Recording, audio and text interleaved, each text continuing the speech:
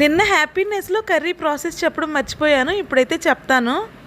అదేంటక్క బెండకాయ ఫ్రైకి కూడా ప్రాసెస్ ఉంటుందా అని అనుకోమాకండి. బెండకాయ ఫ్రై అంటేనే చాలామంది భయపడతారు, జిగురుగా ఉంటుంది అని. ముందే వాష్ చేసుకొని కట్ చేసుకొని ఆరబెట్టుకొని ఆ తర్వాత ఫ్రై చేసుకుంటారు. అలా కాకుండా వాష్ చేసిన వెంటనే కట్ చేసుకొని ఫ్రై ముద్దగా అవ్వకుండా ఎలా చేసుకోవాలో చెప్తాను. ఫస్ట్ అయితే బెండకాయలను వాష్ చేసుకొని మరీ చిన్న ముక్కలుగా కాకుండా పెద్ద ముక్కలుగా కాకుండా మీడియం సైజ్ ముక్కలు అయితే కట్ చేసుకోవాలి. ఆ తర్వాత బెండకాయ ముక్కలన్నిటిని ఒక ప్యాన్లో వేసుకుని డైరెక్ట్ గ్యాస్ మీద పెట్టేయాలి, ఆయిల్ వేయకుండా. ఒక 10 మినిట్స్ పాటు అయితే వాటర్ ఎవాపరేట్ అయ్యేంత వరకు అయితే ఫ్రై చేయాలి. వాటర్ మొత్తం ఎవాపరేట్ అయినాయి అనుకున్నప్పుడు ఆయిల్ వేసుకుని ఫ్రై చేయాలి. బెండకాయ ముక్కల్లో ఆయిల్ వేసినాక ఎక్కువసేపు అయితే కలదిప్పకూడదు. ఎప్పుడో ఒకసారి 10 మినిట్స్కి ఒకసారి అలాగైతే కలదిప్పాలి. అది కింద వైపు నుంచి పై వైపుకు కలదిప్పాలి.